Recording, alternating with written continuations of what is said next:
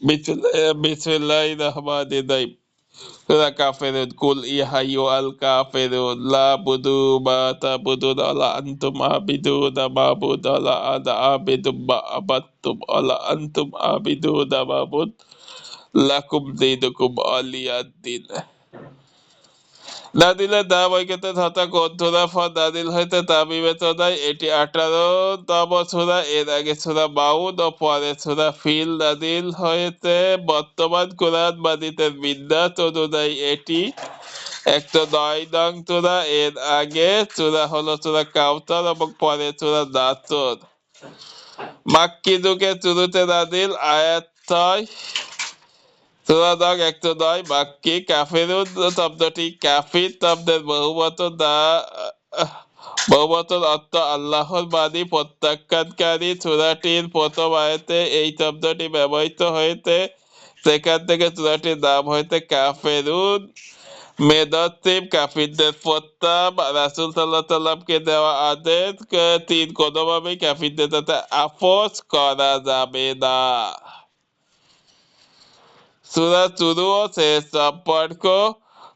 সূরাটির শুরুতে কুফরের প্রতি কঠোরতা দেখিয়ে শেষ অংশে অবাধ্যদেরকে তাদের মতো ছেড়ে দেওয়া হয়েছে। তোমাদের দিন তোমাদের জন্য এবং আমার দিন আমার জন্য। ও দেরও বলা হয়েছে যে তোমাদের এসব জঘন্য কর্মকাণ্ডের সাথে মুমিনদের কোনো সম্পর্ক নেই। এসবের জন্য তোমাদেরকে সতর্ক করছি, কিন্তু তোমরা আসলে অবাধ্য অকৃতজ্ঞ। আজ তোমাদের কাজের হিসাব তোমাদেরকেই দিতে হবে। অন্য সূরার সঙ্গে সম্পর্ক। এ সূরার আগে সূরা হলো সূরা কাউসার, যেখানে উল্লেখ করা হয়েছে রাসূল সাল্লাল্লাহু আলাইহি সাল্লামের প্রতি যারা ঘৃণা ও শত্রুতা রাখে তাদের কথা। তারা হলো কাফির সম্প্রদায়। আর সূরা কাফিরুনের নবী সাল্লাল্লাহু আলাইহি সাল্লামকে আদেশ দেওয়া হয়েছে যে তিনি যেন কাফিরদের থেকে ইবাদত ও দ্বীনের ক্ষেত্রে তার বিচ্ছিন্নতার কথা ঘোষণা দেন। থানে নজুল হলো নবী সাল্লাল্লাহু আলাইহি সাল্লাম মক্কায় ইসলামের দাওয়াত দিতে লাগলেন। লোকজনদেরকে আহ্বান জানালেন সব ধরনের শিরক থেকে মুক্ত হয়ে কেবল আল্লাহর ইবাদত করতে। এতে করে বেজায় খেপে গেল মুশরিকের দল। তাদের মূর্তির নিন্দা তারা কোনোভাবেই সহ্য করবে না।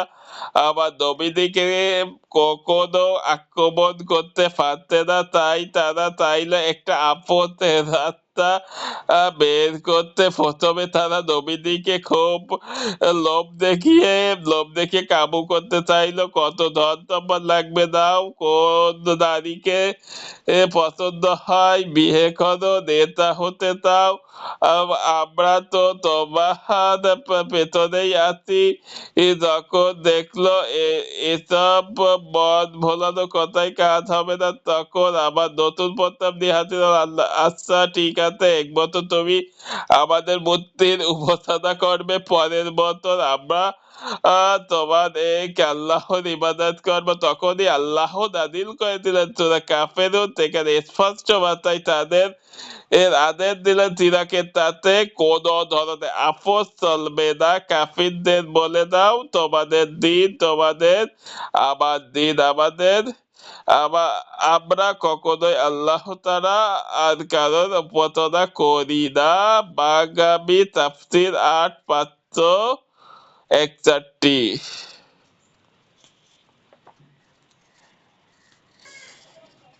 সেগমেন্ট কুপনের সাথে আপসহীনতা। গোটা চূড়ায় একটা বার্তা দেওয়া হয়েছে, কুপনের সাথে ইমানের কোনো আপোস নেই। সম্পর্ক থাকা তো প্রশ্নই ওঠে না। ভবিষ্যতের সম্ভাবনাকে দেখো। আল্লাহ তার নবীকে স্পষ্ট ভাষায় ঘোষণা দিতে বলেন, তোমরা যার গোলামি করেছো আমি তার গোলামি করব না। অর্থাৎ ভবিষ্যতে ও এই আপদের কোনো আশা করো না। তিন চিরকাল আল্লাহর সামনে আত্মসমর্পণের এক নয়, এই আপদ না হওয়ার পেছনে একটি মতাদর্শ কাজ করে, আর তা হলো জীবনাদত্ত। এক চিরাগ, দুই আল্লাহর কাছে আত্মসমর্পণ, তিন কখনো এ দুটি মিলেমিশে একাকার হতে পারে না।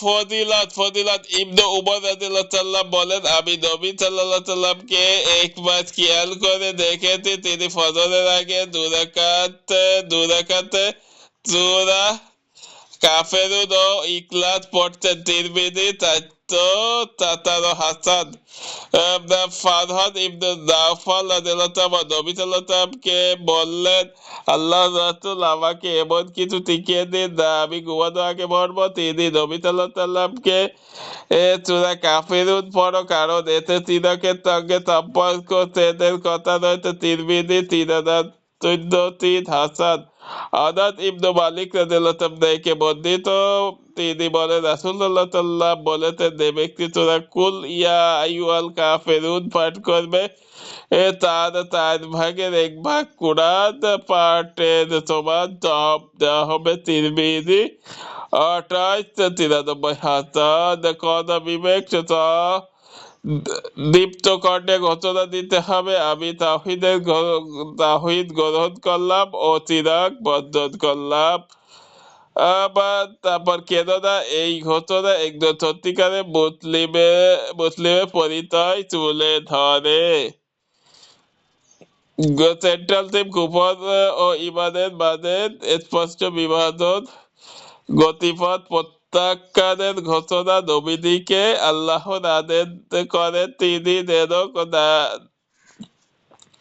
দায়িত্বহীন কণ্ঠে কাফিরদেরকে জানিয়ে দেন, তোমরা যার গোলামি করো, আমি তার গোলামি করতে না। 2 ঈমানের পথে কোনো দাঁড় নয়।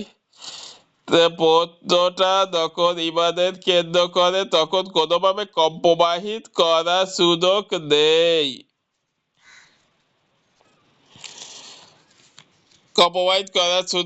কাফিরদের চটকদার ও লোভনীয় সব প্রস্তাব দিনও তীর্থের এগিয়ে যেতে হবে। মুমিনদের অটল বিশ্বাস। মুমিনদের বিশ্বাস থাকবে পাহাড়ের মতো অটল, যারা দীপ্ত তরে ঘোষণা দেবে, তোমরা যাহার গোলামি করেছ, আমি তার গোলামি করব না। কোনো ভয় বা চ্যালেঞ্জের মুখে তারা তাদের এই অবস্থা থেকে সরে আসবে না। তার বিশাল এক বাধার দেয়াল। কুফরের সাথে ঈমান কখনো এক বিন্দুতে এতে মিলিত হবে না, কারণ কাফিরদের জীবনার্থ হলো চিরাগ মিশ্রিত, আর মুমিনদের সামনে আছে তাদের রবের সামনে আত্মসমর্পণ করা জীবন আদর্শ। ওভারভিউ। 1 থেকে 3। কাফিররা তার গোলামি করে, মুমিন তার গোলামি করতে পারে না। আবার মুমিনরা তার গোলামি করে, কাফিররা তার গোলামি করে না। 4 থেকে 5। মুমিনরা কাফিরদের ইলাহদেরকে মেনে নেবে এমন কোনো সম্ভাবনা নেই, আর কাফিররাও কখনো মুমিনদের ইলাহ গোলামি করবে না। 6 নম্বর আয়াত। কারণ এই দুটি দলের মাঝে আছে আধ্যাত্মিক সংঘাত। কাফিরদের জীবনার্থ চিরাগ মিশ্রিত, আর মুমিনদের জীবন সজাগ তাওহীদের আলোকে। Case of study. ইসলাম আল্লাহর পক্ষ থেকে মনোনীত একমাত্র জীবন বিধান। এটি আল্লাহর পক্ষ থেকেই বড় একটি নিয়ামত। তবে বর্তমান পৃথিবীতে আরো অনেক জীবনার্থ আছে, তারা প্রত্যেককেই নিজেদেরকে আধ্যাত্মিক জটিল বলে মনে করে। বছর বছর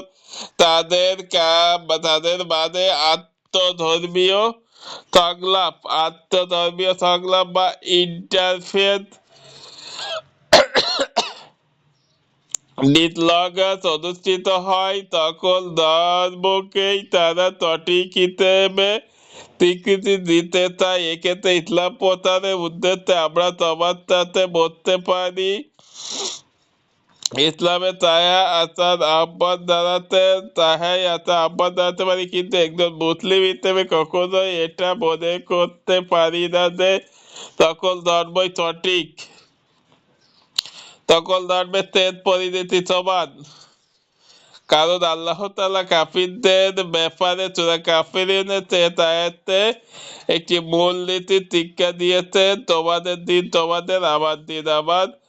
ফখরুদ্দীন রাজি তাফসীর ৩২ ৩32 রিফ্লেকশন।